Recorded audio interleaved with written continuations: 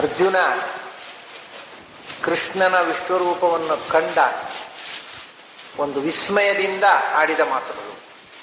ಅದು ವಿಸ್ಮಯದ ಉದ್ಗಾರ. ಆ ಮಾತುಗಳನ್ನು ನೋಡ್ತಾ ಇದ್ದೀವಿ. ಇನ್ನು ಒಂದು 8-9 ಶ್ಲೋಕಗಳಿವೆ ಅವನು ಹೇಳಿರತಕ್ಕಂಥ.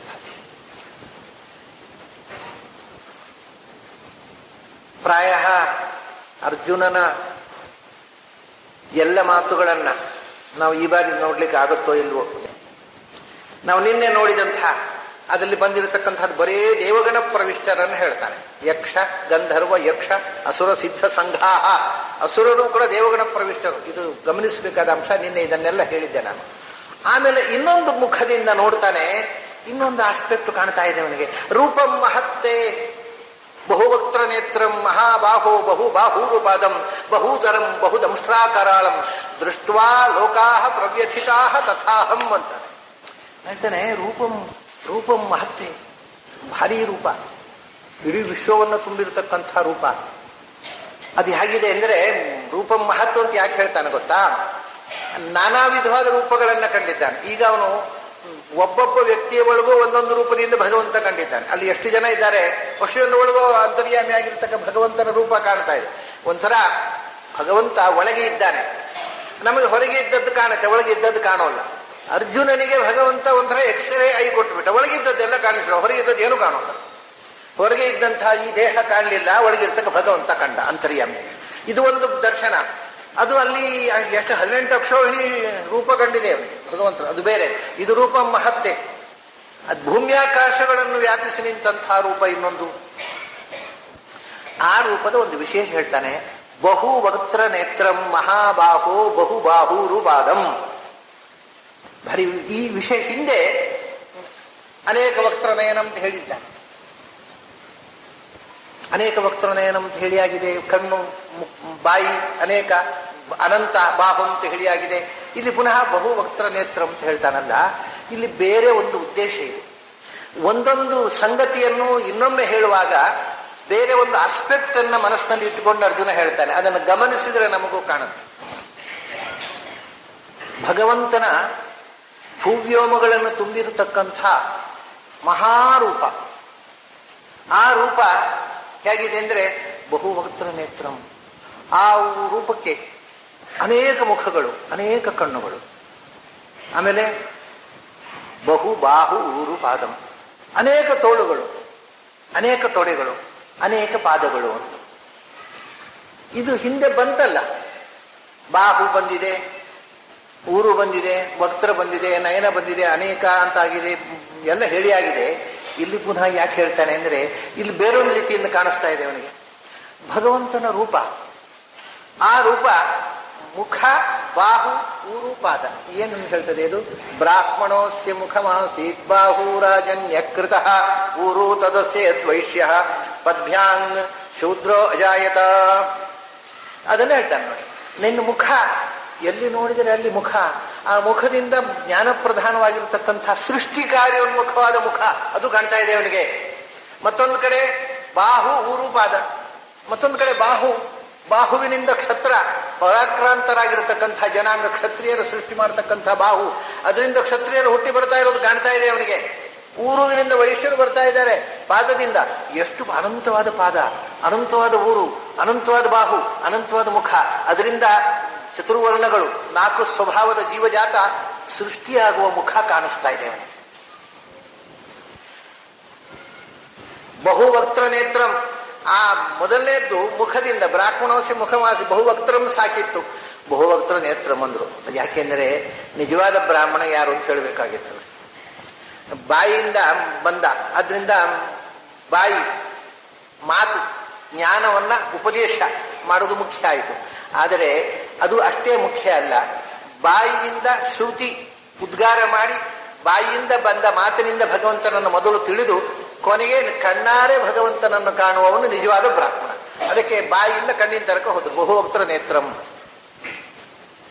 ಕಣ್ಣಿನ ಕೆಲಸ ಬಹಳ ಮುಖ್ಯವಾಗುತ್ತೆ, ಸಾಕ್ಷಾತ್ಕಾರ. ಅದು ಒಂದು ಜ್ಞಾನಪ್ರಧಾನವಾಗಿರತಕ್ಕಂಥ ವರ್ಣ. ಎರಡನೇದ್ದು ಬಾಹು, ಬಾಹುವಿನಿಂದ ಕ್ಷತ್ರಿಯರ ಸೃಷ್ಟಿ. ಆಮೇಲೆ ಉರುದದ ಸೇದ್ವೈಶ್ಯ, ಜಗತ್ತಿನ ಹೊಟ್ಟೆಗೆ ಬೇಕಾಗಿರತಕ್ಕಂಥ ಆಹಾರವನ್ನು ಉತ್ಪಾದನೆ ಮಾಡುವುದು. ಪ್ರೊಡಕ್ಷನ್, ಅದೇ ಮೊದಲು ಪ್ರೊಟೆಕ್ಷನ್, ಎಲ್ಲಕ್ಕಿಂತ ಮೊದಲು ವಿಸ್ಡಮ್, ಅದಾದ ಮೇಲೆ ಪ್ರೊಟೆಕ್ಷನ್, ಆಮೇಲೆ ಪ್ರೊಡಕ್ಷನ್. ಅದು ವೈಶ್ಯರಿಗೆ ಸಂಬಂಧಪಟ್ಟದ್ದು, ಸಮಾಜದ ಒಂದು ಮುಖ. ಅದಕ್ಕೆ ಊರು ಅಂದರು. ಆಮೇಲೆ ಸರ್ವಿಸ್, ಪಾದ. ಪದ್ಭ್ಯಾಂಗ್ ಶೂದ್ರೋ ಅಜಾಯತ. ಹೀಗೆ 4 ವರ್ಣಗಳನ್ನು ಸೃಷ್ಟಿ ಮಾಡತಕ್ಕಂಥ ಅವಯವಗಳನ್ನು ನೋಡ್ತಾ ಇದ್ದಾನೆ. ಆ ಅವಯವಗಳು ಅನಂತ ಕಾಣ್ತಾ ಇದೆ. ಅದರಲ್ಲಿ ಅನಂತ ಮುಖದಿಂದ ವರ್ಣಗಳ ಸೃಷ್ಟಿಯಾಗುವುದು ಕಾಣ್ತಾ ಇದ್ದಾನೆ. ಇದು ಸೃಷ್ಟಿಯ ಮುಖ ಭಗವಂತನಂತ ಕಾಣ್ತಾ ಇದೆ. ಆದರೆ ಅದರಲ್ಲಿಯೂ ವಿಶೇಷವಾಗಿ ಒಂದು ಸಂಬೋಧನೆ ಮಾಡ್ತಾನೆ. ಎಲ್ಲ ಕಾಣ್ತಾ ಇದೆ. ಅದರಲ್ಲಿಯೂ ಮುಖ್ಯವಾಗಿ ಬಾಹುವಿನಿಂದ ಕ್ಷತ್ರಿಯರು ದೊಬ್ಬ ಬೀಳ್ತಾ ಇದ್ದಾರೆ. ಯಾಕಂದ್ರೆ ಇದು ಕ್ಷತ್ರಿಯ ಸಂಹಾರದ ಕಾರ್ಯಕ್ರಮ ನಡೀತಾ ಇದೆ. ಮುಖ್ಯವಾಗಿ ಕ್ಷತ್ರಿಯರು 18 ಅಕ್ಷೋಹಿಣಿ ಸೇರಿದ್ದಾರೆ ಇಲ್ಲಿ. ಅದರಿಂದ ಮಹಾಬಾಹೋ, ಏನಪ್ಪಾ ಇದು, ಎಲ್ಲಕ್ಕಿಂತ ಇಂಪಾರ್ಟೆಂಟ್ ಬಾಹು ಆಗಿಬಿಟ್ಟಿದೆ. ಬಾಹುಗಳ ಸೃಷ್ಟಿಯೇ ಇಲ್ಲಿ ತುಂಬಿಬಿಟ್ಟಿದ್ದಾರೆ. ಅನಂತವಾದ ಬಾಹುಗಳಿದ್ದಂತಹ ನಿನ್ನ ಬಾಹುವಿನ ಮಹತ್ವ ಈಗ ಅರ್ಥ ಆಯ್ತು. ಆ ಬಾಹುವಿನಿಂದ ಹುಟ್ಟಿರತಕ್ಕಂಥ ಕ್ಷತ್ರಿಯರ ಸಂತಾನ ನಿಸ್ಸಂತಾನ ಮಾಡೋದಕ್ಕೋಸ್ಕರ ಬಾಹುವಿನಿಂದ ಕ್ಷತ್ರಿಯರ ಸಂತತಿ. ಆದರೆ ಈಗ ಏನಾಗ್ತಾ ಇದೆ, ಸೃಷ್ಟಿಯಾಗುವ ಮುಖ. ತಕ್ಷಣ ಹೇಳ್ತಾನೆ, ನೀನು ಮುಖದಿಂದ ಬ್ರಾಹ್ಮಣರನ್ನ, ತೋಳಿನಿಂದ ಕ್ಷತ್ರಿಯರನ್ನ, ಊರುವಿನಿಂದ ವೈಶ್ಯರನ್ನ, ಪಾದದಿಂದ ಶೂದ್ರ ವರ್ಣವನ್ನು ಸೃಷ್ಟಿ ಮಾಡಿದೆಯಲ್ಲ, ಮಾಡಿ ಮುಂದೆ ಯಾಕೋಸ್ಕರ ಸೃಷ್ಟಿ ಮಾಡಿದಿ? ದಂಷ್ಟ್ರ ಕರಾಳಾನಿ. ಅಲ್ಲಿಂದ ಬಹೂದರಂ ಬಹುದಂಷ್ಟ್ರ ಕರಾಳಂ. ಅವನು ಹೇಳ್ತಾನೆ, 4 ವರ್ಣಗಳ ಸೃಷ್ಟಿಯಾದದ್ದು ನಾನು ಕಾಣ್ತಾ ಇದ್ದೇನೆ. ಅರ್ಜುನನ ದರ್ಶನ ಮೊದಲು ಅವನಿಗೆ ಸೃಷ್ಟಿಯ ದರ್ಶನ ಆಯಿತು. ರೂಪಂ ಮಹತ್ತೇ ಬಹು ವಕ್ತ್ರ ನೇತ್ರಂ ಮಹಾಬಾಹೋ ಬಹು ಬಾಹೂರು ಪಾದಂ. ಅಲ್ಲಿ ವಕ್ತ್ರ, ಬಾಹು, ಊರು, ಪಾದ 4 ಅಂಗಗಳು, 4 ವರ್ಣಗಳನ್ನು ಸೃಷ್ಟಿ ಮಾಡತಕ್ಕ ಅಂಗ. ಈ ಅನಂತ ಅಂಗ, ಅದರಿಂದ ಅನಂತವಾಗಿರತಕ್ಕಂತಹ ವರ್ಣಗಳ ಸೃಷ್ಟಿ. ಅದರಲ್ಲಿ ವಿಶೇಷವಾಗಿ ಮಹಾಬಾಹು, ಈ ಬಾಹುವಿನ ಸೃಷ್ಟಿ ಕ್ಷತ್ರಿಯರ ಪಡೆಯಲ್ಲಿ ಸೇರಿಬಿಟ್ಟಿದೆ. ನಿನ್ನ ತೋಳುಗಳು ಅನ್ವರ್ಥ ಅದು ಮಹಾಬಾಹು ಅಂತಕ್ಕಂಥ ಮಾತು. ಇಷ್ಟು ಸೃಷ್ಟಿಯ ಮುಖವನ್ನು ನೋಡ್ತಾನೆ. ಅವನಿಗೆ ತಕ್ಷಣ ಆಗುವ ಗಾಬರಿ ಏನು ಅಂದ್ರೆ, ಮಹೋದರಂ ಬಹುದರಂ ಬಹುದಂಷ್ಟ್ರ ಕರಾಳಂ. ಇದು ಸೃಷ್ಟಿಯಾದದ್ದನ್ನೆಲ್ಲ ಈ 4 ವರ್ಣಗಳನ್ನ ಕಬಳಿಸ್ತಾ ಇದೆಯಲ್ಲಪ್ಪ ನೀನು. ಮೊದಲು ಸೃಷ್ಟಿಯ 4 ಅವಯವಗಳನ್ನು ಹೇಳಿದ. ಆಮೇಲೆ ಎಲ್ಲ ಬಹುದಂಷ್ಟ್ರ ಕರಾಳಂ ಬಹುದರಂ, ಎಲ್ಲ ನಿನ್ನ ಬಾಯಿಯಿಂದ ಒಳಗೋಗಿ ನಿನ್ನ ಹೊಟ್ಟೆ ಸೇರ್ತಾ ಇವೆ. ಇಷ್ಟು ಇದು destructive aspect of his creation. ಭಗವಂತನ ಸೃಷ್ಟಿಯ ಆ 2 ಕೊನೆಗೆ ಸೃಷ್ಟಿ ಆಯಿತು. ಅನಂತ ಜೀವಗಳು, ಅನಂತ ವರ್ಣಗಳು, ಒಂದೊಂದು ವರ್ಣದಲ್ಲೂ ಅನಂತ ಜೀವರಾಶಿಗಳು, 4 ವರ್ಣಗಳು, 4 ಅಂಗಗಳೆಂದು ಸೃಷ್ಟಿಯಾಯಿತು. ಅದನ್ನ ನೋಡ್ತಾ ಇದ್ದಾನೆ ಅವ. ಆದರೆ ಉತ್ತರ ಕ್ಷಣ ಹೇಳ್ತಾನೆ, ಅಯ್ಯೋಯ್ಯೋ ಬಹುದರಂ ಬಹುದಂಷ್ಟ್ರ ಕರಾಳಂ. ಅವೆಲ್ಲ ಸೃಷ್ಟಿಯಾದವು ಅವನ ಹೊಟ್ಟೆ ಒಳಗೆ ಹೋಗ್ತಾ ಇವೆ ಬಾಯಿಯ ಮೂಲಕ. ಆ ಬಾಯಿಯಲ್ಲಿ ಕೋರೆ ದಾಡಿಯಿಂದ ತುಂಬಿರತಕ್ಕಂಥ ಸಂಹಾರದ ಉಗ್ರ ರೂಪ ತಾಳಿರತಕ್ಕಂಥ ಬಾಯಿಯ ಒಳಗೆ ಪ್ರವೇಶ ಮಾಡ್ತಾ ಇವೆ. ಅವನ ಹಲ್ಲಿನಡೆಯಲ್ಲಿ ಸಿಕ್ಕಿ ನುಚ್ಚು ನೂರಾಗಿ ಹೊಟ್ಟೆ ಒಳಗೆ ಹೋಗ್ತಾ ಇವೆ. ಎಲ್ಲ ನಾಶ ಆಗ್ತಾ ಇದೆ. ಸೊ ಸೃಷ್ಟಿ ಅದು ನಾಶವಾಗುವ ಬಗ್ಗೆ ಕಾಣ್ತಾ ಇದೆ. ಎರಡೂ ಏಕಕಾಲದಲ್ಲಿ. ಬಹುದರಂ ಬಹುದಂಷ್ಟ್ರ ಕರಾಳಂ. ಇದನ್ನು ನೋಡಿದಾಗ ಹೇಳ್ತಾನೆ, ದೃಷ್ಟ್ವಾ ಲೋಕಾಹ ಪ್ರವ್ಯಥಿತಾಹ ತಥಾಹಂ. ಇದನ್ನು ನೋಡಿ ಇಡೀ ಪ್ರಪಂಚ ತತ್ತರಿಸಿ ಹೋಗಿದೆ ಅಂತ. ಪ್ರಪಂಚ ಎಲ್ಲ ನೋಡಿಲ್ಲ, ಅದನ್ನು ಲೋಕರು ನೋಡಿದ್ದಾರೆ. ಲೋಕ ಅಂದರೆ ನಿಜವಾಗಿ ಜ್ಞಾನಿಗಳು ಅಂತ ಅರ್ಥ. ಲೋಕದ ದರ್ಶನ ಅಂತ, ಅದು ಮುಖ್ಯ ಅರ್ಥ. ಲೋಕ ಅಂದ್ರೆ ಜ್ಞಾನಿಗಳು ಅಂತ. ಜ್ಞಾನಿಗಳು, ಬಹುವಂಶ ಜ್ಞಾನಿಗಳು ನೋಡಿದ್ದಾರೆ ಎಲ್ಲರೂ. ಇದು ನಿನ್ನೆ ಹೇಳಿದೆ ನಾನು. ಇಡೀ ಕೃಷ್ಣ ಭಗವಂತ ತೋರಿಸಿದ ವಿಶ್ವರೂಪದಲ್ಲಿ ಎಲ್ಲಾ ಜ್ಞಾನಿಗಳಿಗೂ ದರ್ಶನ ಕೊಟ್ಟ ವಿಶ್ವರೂಪ ಅಂದ್ರೆ ಈ ವಿಶ್ವರೂಪ. ಯುದ್ಧ ಕಾಲದಲ್ಲಿ ತೋರಿಸಿದ ವಿಶ್ವರೂಪ, ಅರ್ಜುನಿಗೆ ಮಾತ್ರ ಅಲ್ಲ. ಅದನ್ನು ದೃಷ್ಟ್ವಾ ಲೋಕಾಹ. ಮತ್ತೆ ಅರ್ಜುನನಿಗೆ ಏನು ಅಂದ್ರೆ, ಎಲ್ಲರೂ ನೋಡಿ ಹೆದರಿದ್ದಾರೆ ಅಂತ ಕಾಣ್ತಾ ಇದೆ ಅವನಿಗೆ, ಅದೊಂದು ಕಾಣಿಕೆ. ಮತ್ತೆ ನಿಜವಾಗಿ ಜ್ಞಾನಿಗಳು ಕಂಡು ಹೇಳ್ತಾರೆ, ಜ್ಞಾನಿಗಳು, ದೇವತೆಗಳು, ಇಲ್ಲಿ ಇರತಕ್ಕಂಥ ಜ್ಞಾನಿಗಳು ಎಲ್ಲರೂ ದೃಷ್ಟ್ವಾ ಪ್ರವ್ಯಥಿತಾಹ ಅಂತ ಗಾಬರಿಗೊಂಡಿದ್ದಾರೆ. ವ್ಯಥೇಂದ್ರ ದುಃಖ ಅಲ್ಲ, ಅದಕ್ಕೆ ಸರಿಯಾದ ಶಬ್ದ ಗಾಬರಿ ಆಗೋದು ಅಂತ. ತುಂಬಾ ಗಾಬರಿ ಆಗಿಬಿಟ್ಟಿದ್ದಾರೆ. ಇದನ್ನು ನೋಡಿ ಏನು ಎಂತು ಅಂತ ತಿಳಿಯದೆ ವಿಸ್ಮಯದಲ್ಲಿ ತತ್ತರಿಸಿ ಹೋಗಿದ್ದಾರೆ. ದೃಷ್ಟ್ವಾ ಲೋಕಾಹ ಪ್ರವ್ಯಥಿತಾಹ. ಬರೇ ನೋಡಿದ ಜನರು, ಜ್ಞಾನಿಗಳು ಅವರಷ್ಟೇ ಅಲ್ಲ, ಮಹಾಜ್ಞಾನಿಗಳು ಯಾರು ಗಾಬರಿ ಆಗಲಿಲ್ಲ, ಸಂತೋಷಪಟ್ಟಿದ್ದಾರೆ. ಉಳಿದವರಿಗೆ ಭಯ ಆಗಿದೆ. ಆ ಸ್ವಲ್ಪ ಮಟ್ಟಿಗೆ ಗಾಬರಿಯಾದವರಲ್ಲಿ ನಾನೂ ಸೇರಿದ್ದೇನೆ ಅಂತಾರೆ ಅರ್ಜುನ. ತಥಾಹಂ. ಎಲ್ಲ ಗಾಬರಿ ಆಗಿದ್ದಾರೆ, ಅವರೆಲ್ಲ ಗಾಬರಿ ಆಗಿದ್ದಾರಲ್ಲ, ಅವರ ಜೊತೆಗೆ ನಾನೂ ಕೂಡ ಈ ರೂಪವನ್ನು ನೋಡಿ ಕಲ್ಪನಾತೀತವಾದ ವಿಸ್ಮಯಕ್ಕೆ ಒಳಗಾಗಿ ಗಾಬರಿಯಾಗಿಬಿಟ್ಟಿದೆ ನನಗೆ. ಏನು ಕೃಷ್ಣ ಇದು? ಒಂದು ಕಡೆಯಿಂದ ವಕ್ರದಿಂದ ಸೃಷ್ಟಿಯಾಗ್ತಾ ಇದೆ, ಬಾಹುವಿನಿಂದ ಸೃಷ್ಟಿಯಾಗ್ತಾ ಇದೆ, ಊರುವಿನಿಂದ ಸೃಷ್ಟಿಯಾಗ್ತಾ ಇದೆ, ಪಾದದಿಂದ 4 ಅವಯವಗಳಿಂದ 4 ಸ್ವಭಾವದ ಜನಾಂಗ ಸೃಷ್ಟಿಯಾಗ್ತಾ ಇದೆ. ಅವು ಎಲ್ಲವೂ ದಂಷ್ಟ್ರಾಕರಾಳಂ ಬಹು ದಂಷ್ಟ್ರಾಕರಾಳಂ. ಆ ಕೊರೆದಾಡೆಯ ಎಡೆಯಲ್ಲಿ ಸಿಕ್ಕಿ ಹೊಟ್ಟೆಯೊಳಗೆ ಬಹುದರ ಅನಂತ ಉದರಗಳ ಒಳಗೆ ಪ್ರವೇಶ ಮಾಡಿ ಬರ್ತಾವೆ ಹೋಗ್ತಾವೆ, ಬರ್ತಾವೆ ಹೊರಗೆ ಬರ್ತಾವೆ, ಒಳಗೆ ಹೋಗ್ತಾವೆ. ಇಲ್ಲಿ ಮುಖದಿಂದ ಬರ್ತಾವೆ, ಮುಖದೊಳಗೆ ಹೋಗ್ತಾವೆ, ತೋಳಿನಿಂದ ಬರ್ತಾವೆ, ಮುಖದೊಳಗೆ ಹೋಗ್ತಾವೆ, ತೊಡೆಯಿಂದ ಬರ್ತಾವೆ, ಮುಖದೊಳಗೆ ಹೋಗ್ತಾವೆ, ಪಾದದಿಂದ ಬರ್ತಾವೆ, ಮುಖದೊಳಗೆ ಹೋಗ್ತಾವೆ. ಎಲ್ಲ ಅಲ್ಲೇ ಮತ್ತೆ ಹೊಟ್ಟೆಯಲ್ಲಿ. ತಸ್ಯೋದರಸ್ಥ ಜಗತಃ ಸದಮಂದ್ರ ಸಾಂದ್ರ ಸ್ವಾನಂದ ತುಷ್ಟ ಉಪುಷೋಪಿ.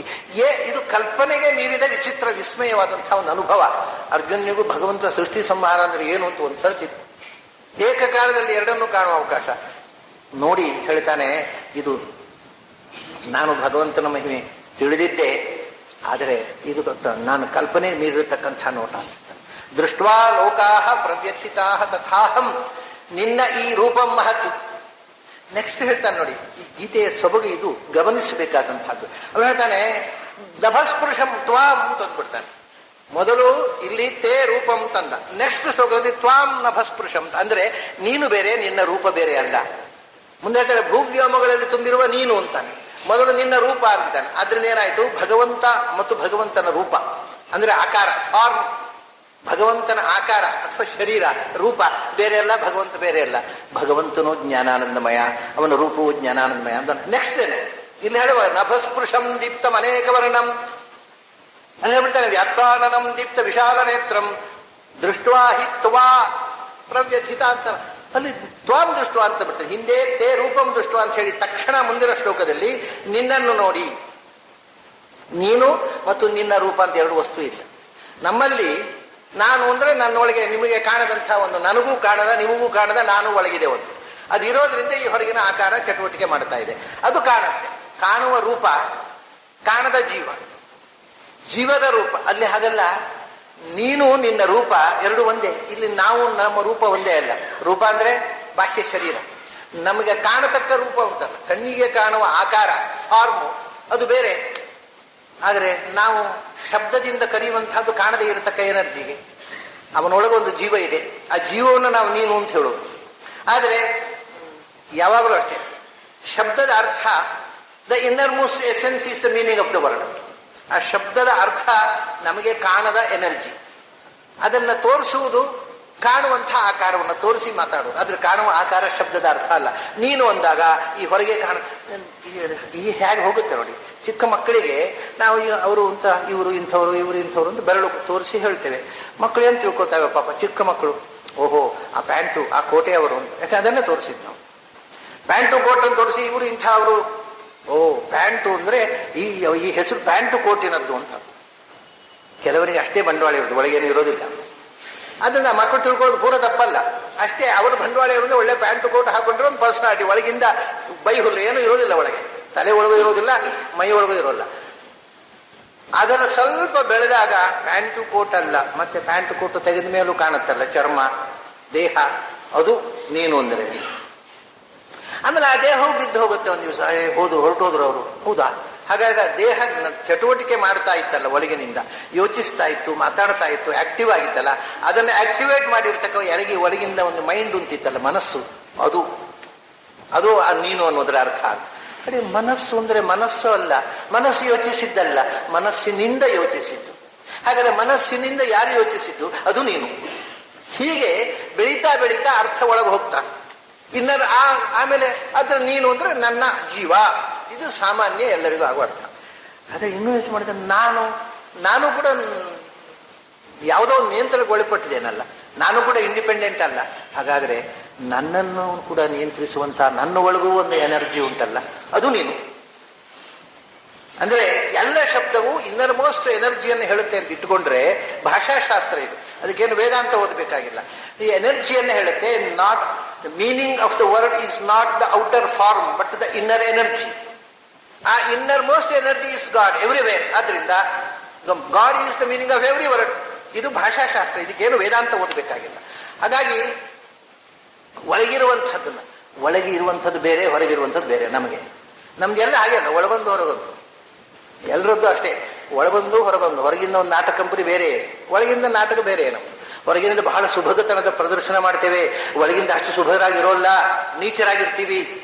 ಆದರೆ ನಮ್ಮ ನೀಚತನ ಇನ್ನೊಬ್ಬರಿಗೆ ಗೊತ್ತಾಗಬಾರ್ದು ಅಂತ ಬಹಳ ದೊಡ್ಡ ಭೋಗಾರ ದುಃಖದ ಮಾತು, ಏನು ವೇದಾಂತ, ಏನು ಅಧ್ಯಾತ್ಮ, ಏನು ದೇವರ ಮೇಲೆ ಭಕ್ತಿ, ನಮ್ಮ ಮಾತುಗಳಲ್ಲಿ ಸುರಿತಾ ಇರ್ತೇವೆ ಭಕ್ತಿ. ಆದರೆ ಒಳಗಿಂದ ಇರೋಲ್ಲ. ಅದು ನಮ್ದು ಹೊರಗಿಂದ ಬೇರೆ, ಒಳಗಿಂದ ಬೇರೆ. ಕ್ವಾಲಿಟಿ ಹಾಗೆ ಶರೀರವಾಗಿ. ಭಗವಂತರಿಗೆ ಹೊರಗೊಂದು ಒಳಗೊಂದು ಇಲ್ಲ, ಎಲ್ಲವೂ ಒಂದೇ. ಅದರಿಂದ ಮೊದಲು ತೇ ರೂಪಂ ಅಂದ್ರು, ಈಗ ತ್ವಾಂ ಅಂತಾನೆ ಅರ್ಜುನ. ನಿನ್ನ ರೂಪ ನೀನೇ, ಬೇರೆ ಇಲ್ಲ. ಪಶ್ಯಾಮಿ ತ್ವಾಂ. ಇದು this is the beauty of Bhagavadgita. ಭಗವದ್ಗೀತೆಯನ್ನ ಗಮನಿಸಬೇಕಾದಂಥ ಸೂಕ್ಷ್ಮಗಳು ಇರುವುದು ಇಲ್ಲಿ. ಹೇಳ್ತಾನೆ ನಭಸ್ಪೃಶಂ, ನೀನು ಭೂಮಿ ಆಕಾಶಗಳನ್ನು ತುಂಬಿದ್ದೀಯ, ಇಡೀ ವಿಶ್ವದಲ್ಲಿ ತುಂಬಿರತಕ್ಕ ನಿನ್ನ ಮಹತ್ ರೂಪ ಅಂತ ಹೇಳಿದ್ದಾನೆ. ಇಲ್ಲಿ ವಿವರಣೆ ಕೊಟ್ಟ. ನಿನ್ನ ಮಹತ್ ರೂಪಂ ಅಂದರೆ ಒಬ್ಬೊಬ್ಬ ವ್ಯಕ್ತಿಯ ಒಳಗೂ ರೂಪ ಕಂಡೇ ಅಲ್ಲ. 18 ಅಕ್ಷೋಹಿಣಿ ರೂಪಗಳಿದೆ, ಒಬ್ಬೊಬ್ಬರ ಒಳಗೂ ಇರತಕ್ಕ ನಿನ್ನ ರೂಪವೂ ಕಂಡಿತ್ತು. ಅದಲ್ಲ, ಎಲ್ಲ ಕಡೆ ತುಂಬಿರುವ, ಬ್ರಹ್ಮಾಂಡದಲ್ಲಿ ತುಂಬಿರುವ, ಬ್ರಹ್ಮಾಂಡದ ಹೊರಗೂ ತುಂಬಿರುವ ಇಂತಹ ಅನೇಕ ರೂಪಗಳನ್ನ ನಾನು ಅದು ಹೇಳ್ತಾನೆ. ನಭಸ್ಪೃಶಂ ದೀಪ್ತಂ. ಎಲ್ಲ ರೂಪಗಳು ಒಂದು ವಿಶೇಷ ಏನು ಅಂದ್ರೆ, ಎಲ್ಲ ರೂಪಗಳು ಬೆಳಕಿನ ಪುಂಜ, ಕತ್ತಲೆಯ ಸ್ಪರ್ಶ ಇಲ್ಲದ ರೂಪ. ನಮ್ಮದು ಎಲ್ಲರದ್ದು ಏನು ಅಂದ್ರೆ ಕತ್ತಲೆಯ ಜೊತೆಗೆ ಇರುವ ಬೆಳಕು.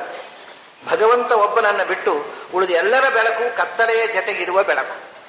ನಿನ್ನದು ಒಂದು ಕತ್ತಲೆಯ ಸ್ಪರ್ಶ ಇಲ್ಲದ ಬೆಳಕು. ದೀಪ್ತಂ, ಬರೇ ಬೆಳಕು, ಬೃಹತ್. ಅದನ್ನ ನಭಸ್ಪೃಶಂ ದೀಪ್ತಂ. ಆಮೇಲೆ ಹೇಳ್ತಾನೆ ನೋಡಿ, ಅವನಿಗೆ ಆಗತಕ್ಕಂತಹ ಆ ಒಳನೋಟ ಅನೇಕ ವರ್ಣಂ. ಅವನಿಗೆ ನೋಡ್ತಾನೆ, ನೋಡುವಾಗ ಈ ಅನೇಕ ವರ್ಣಂ ಅನ್ನುವುದು ಬಹಳ ಅದ್ಭುತವಾದ ಒಂದು ಶಬ್ದ. ಅದು ಅನೇಕವಾದಂತಹ ವರ್ಣ ಇರುವ ಶಬ್ದ. ಆ ಶಬ್ದವೇ ಅದನ್ನ ಒಂದೊಂದೇ ಬಣ್ಣಗಳನ್ನ ಬಿಡಿಸಿ ನೋಡಬೇಕು. ಅನೇಕ ವರ್ಣಂ ಅಂದ್ರೆ ಸ್ಥೂಲವಾದ ಅರ್ಥ ಏನು ಗೊತ್ತುಂಟ? ಅರ್ಜುನ ನೋಡ್ತಾ ಇದ್ದಾನೆ, ಅವನಿಗೆ ಬಹಳ ಆಶ್ಚರ್ಯ ಏನು ಅಂತಂದ್ರೆ, ಭಗವಂತ ಕಾಣ್ತಾ ಇದ್ದಾನೆ. ಭಗವಂತನನ್ನ ನೋಡ್ತಾ ಇರ್ತಕ್ಕಂಥ ಜ್ಞಾನಿಗಳು ಕಾಣ್ತಾ ಇದ್ದಾರೆ. ಅವನಿಗೆ ವಿಶ್ವರೂಪ ದರ್ಶನದಲ್ಲಿ ಬರೇ ದೇವರು ಮಾತ್ರ ಕಾಣೋದಲ್ಲ, ದೇವರನ್ನ ಕಂಡು ಗಾಬರಿಯಾಗಿ ನಿಂತು ಸ್ತೋತ್ರ ಮಾಡತಕ್ಕಂಥ ಭಕ್ತರು ಕಾಣ್ತಾ ಇದ್ದಾರೆ. ಅದನ್ನ ಅವನು ಹೇಳ್ತಾನಲ್ಲ, ಲೋಕತ್ರಯಂ ಪ್ರವ್ಯಥಿತಂ ಮಹತ್. ಜನರೆಲ್ಲ ಕಾಣ್ತಾರೆ. ಇದು ಬಹಳ ಕಷ್ಟ. ಯಾವಾಗಲೂ ಮನಸ್ಸು ಏಕಾಗ್ರ ಆದಾಗ ಯಾವುದೋ ಒಂದು ಪಾಯಿಂಟೆಡ್ ಆಗಿಬಿಡುತ್ತೆ. ಅದರಲ್ಲಿ ಇಡೀ ವಿಶ್ವವನ್ನು ಭಗವಂತನ ಏಕಕಾಲದಲ್ಲಿ ಕಾಣು ಅಂದ್ರೆ ಕಾಣ್ಲಿಕ್ಕೆ ಆಗೋಲ್ಲ. ಆದರೆ ದೇವತೆಗಳಿಗೆ ಆಗತ್ತೆ. ಅರ್ಜುನ ದೇವತಾ ಸ್ವರೂಪರಾದ್ರಿಂದ ಮಾತ್ರ ಅವನಿಗೆ ಸಾಧ್ಯ ಆಯಿತು. ಎಲ್ಲವೂ ಕಾಣ್ತಾ ಇದೆ, ಇಡೀ ವಿಶ್ವವೂ ಕಾಣುತ್ತೆ. ವಿಶ್ವ ನಿಯಾಮಕನಾದ ಭಗವಂತನು ಕಾಣ್ತಾ ಇದ್ದಾನೆ ಆ ವಿಶ್ವರೂಪದಲ್ಲಿ. ಅದು ಹೇಗೆ ಕಾಣ್ತಾ ಇದೆ? ಎಲ್ಲ ವಿಶ್ವದ ಜನ, ಅನೇಕ ವರ್ಣ, ಅನೇಕ ಮಂದಿ ಜ್ಞಾನಿಗಳು ವರ್ಣಿಸ್ತಾ ಇದ್ದಾರೆ, ಸ್ತೋತ್ರ ಮಾಡ್ತಾ ಇದ್ದಾರೆ ಅವನನ್ನ. ಅನೇಕ ಈ ವರ್ಣ್ಯತೆ. ಅವನು ಹೇಗೆ ಅನೇಕರು ಜ್ಞಾನಿಗಳು ಅನೇಕ ಶ್ರುತಿ ವಚನಗಳಿಂದ, ಅನೇಕ ವಚನಗಳಿಂದ, ಅನೇಕ ಮಂತ್ರಗಳಿಂದ, ಅನೇಕ ವೇದಗಳಿಂದ ಸ್ತೋತ್ರ ಮಾಡ್ತಾ ಇದ್ದಾರೆ. ಅದು ಕಾಣ್ತಾ ಇದೆ ಅವನಿಗೆ. ಏನು ಮಂತ್ರಗಳಿಂದ, ಸಮಸ್ತ ವೇದಗಳಿಂದ ಜ್ಞಾನಿಗಳೆಲ್ಲ ನಿನ್ನನ್ನು ಸ್ತೋತ್ರ ಮಾಡ್ತಾ ಇದ್ದಾರೆ. ಏನು ಅಂತ? ನೀನು ಅನೇಕ ವರ್ಣ, ಒಂದಲ್ಲ, ಎರಡಲ್ಲ, ಮೂರಲ್ಲ, 4 ಬಣ್ಣ ಇದೆ ನಿನಗೆ. ಅನೇಕ ವರ್ಣ ಅನ್ನೋದಕ್ಕೆ ಹಿಂದೆ ಸೃಷ್ಟಿ ಮತ್ತು ಸಂಹಾರ ಹೇಳಿದ್ರಲ್ವ. ಮೊದಲು ಮುಖ, ಬಾಹು, ಊರು, ಪಾದ, ಆಮೇಲೆ ಉದರ ಮತ್ತು ದಂಷ್ಟ್ರಾಕರಾಳ. ಯಾವ ಬಾಯಿಯಿಂದ ಒಳ್ಳೆಯ ಜ್ಞಾನಿಗಳನ್ನು ಸೃಷ್ಟಿ ಮಾಡಿದೆಯೋ ಅದೇ ಬಾಯಿಯಿಂದ ಎಲ್ಲರನ್ನೂ ನುಂಗಿದಿ ನೀನು ಅಂತ ಹಿಂದೆ ಹೇಳಿದ್ದ. ಆ ಸೃಷ್ಟಿ ಸ್ಥಿತಿ ಸಂಹಾರದ ಮುಖ ಹಿಂದೆ ಬಂದಿತ್ತು. ಅದನ್ನೇ ನೆನಪಿಸಿಕೊಳ್ತಾನೆ. ನೀನು ಈ ಪ್ರಪಂಚದಲ್ಲಿ 3 ಬಣ್ಣಗಳನ್ನು ತಗೊಂಡು ಸೃಷ್ಟಿ ಸ್ಥಿತಿ ಸಂಹಾರ, ಅನೇಕ ವರ್ಣಗಳು ನಿನಗೆ ಇರುವುದಲ್ಲ. ನೀನು ಈ ವರ್ಣಗಳನ್ನು ನಿಯಾಮಕನಾಗಿದ್ದುಕೊಂಡು ಯಾವುದು 3 ಬಣ್ಣ? ಅಜಾಮೇಕಾಂ ಲೋಹಿತ ಶುಕ್ಲ ಕೃಷ್ಣಾಂ, ಬಿಳಿ ಬಣ್ಣ ಇಟ್ಟುಕೊಂಡು ಪಾಲನೆ ಮಾಡ್ತಿ. ಸತ್ವಗುಣದಿಂದ ಕೆಂಪು ಸೃಷ್ಟಿ ರಜೋಗುಣ ಸೃಷ್ಟಿ ಮಾಡ್ತಿ, ಕಪ್ಪು ತಮೋಗುಣ ಸಂಹಾರ ಮಾಡ್ತಿ. ಅನೇಕ ವರ್ಣಂ, ಸೃಷ್ಟಿ ಸ್ಥಿತಿ ಸಂಹಾರಗಳಿಗಾಗಿ 3 ಸತ್ವರಜ ತಮೋ ಗುಣಗಳನ್ನು ಸ್ವೀಕಾರ ಮಾಡಿ ಆ ವರ್ಣದ ಅಭಿವ್ಯಕ್ತಿ ಮಾಡಿ ಜಗತ್ತಿನ ಸೃಷ್ಟಿ ಸ್ಥಿತಿ ಸಂಹಾರಗಳನ್ನು ಮಾಡುವವ ನೀನು ಅಂತ ವರ್ಣಿಸ್ತಾ ಇದ್ದಾರೆ. ನಾನು ಅದನ್ನು ನೋಡ್ತಾ ಇದ್ದೇನೆ ಇಲ್ಲಿ. ಇದಕ್ಕಿಂತಲೂ ಮುಖ್ಯವಾದಂಥ ಅಂತರಂಗದ ದಿವ್ಯ ದೃಷ್ಟಿಗೆ ಮಾತ್ರ ಕಾಣುವಂಥ ಒಂದು ಬಣ್ಣ ಇದೆ. ದಿವ್ಯ ದೃಷ್ಟಿಗೆ ಮಾತ್ರ ಕಾಣುವ ಬಣ್ಣ, ಅದು ಅಪ್ರಾಕೃತವಾದ ಬಣ್ಣ. ಅದು ಎಷ್ಟು ಅಂದ್ರೆ ಅಪ್ರಾಕೃತ, ಒಟ್ಟಿಗೆ ಮೂಲಭೂತವಾದ ಬಣ್ಣಗಳು ಎಷ್ಟು ಅಂತ ನಮ್ಮ ಹುಡುಗರು ಕೂಡ ಹೇಳ್ತಾರೆ. ಸ್ಪೆಕ್ಟ್ರಮ್ನಲ್ಲಿ ತೋರಿಸಿದ್ದಾರೆ ಮೇಷ್ಟ್ರು 7 ಬಣ್ಣಗಳು ಅಂತ. ದೇರ್ ಆರ್ 7 ಕಲರ್ಸ್ ಅಂತ. ಶಾಸ್ತ್ರಕಾರರು 7 ಬಣ್ಣವನ್ನು ಒಪ್ಪಲ್ಲ. ಶಾಸ್ತ್ರಕಾರರು ಮೂಲಭೂತವಾದ ಬಣ್ಣ 4 ಅಂತ ಹೇಳ್ತಾರೆ. ಯಾವುದದು? ಏತಸ್ಯ ಹವಾ ನಾರಾಯಣಸ್ಯ 4 ರೂಪಾಣಿ ಶುಕ್ಲಂ ರಕ್ತಂ ರೌದ್ಮಂ ಕೃಷ್ಣಂ. ಬಿಳಿ, ಕೆಂಪು, ಹಳದಿ ಮತ್ತು ಕಪ್ಪು. ಈ ಬಿಳಿ ಕಪ್ಪು 7 ಬಣ್ಣದಲ್ಲಿ ಇಲ್ಲೇ ಇಲ್ಲ.